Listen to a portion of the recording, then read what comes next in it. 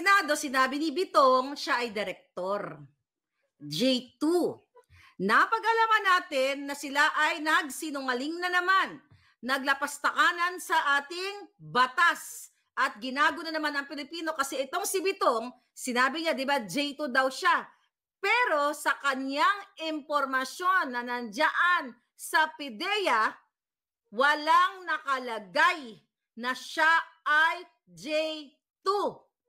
Walang nakalagay na siya ay direktor. Kasi, mga kababayan, napag-alaman natin na hindi siya na-aprubahan ng Civil Service Commission. Ibig sabihin, yung kanyang appointment na sinasabi niya dyan sa Senado ay isang bogus lamang. Umamin ka, Bitong, dahil ayon sa ating informante na disapprove ang iyong appointment. Okay? Noong July 31, 2023. Pero dahil magkasabwat kayo ni Lasso, ikaw ay sumusweldo, I believe grade 27 ba?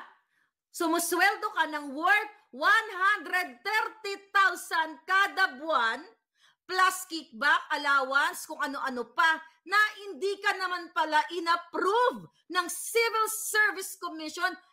Senator Bato, dagdag mo to. Sorpresa ko to sa mga palangga ko.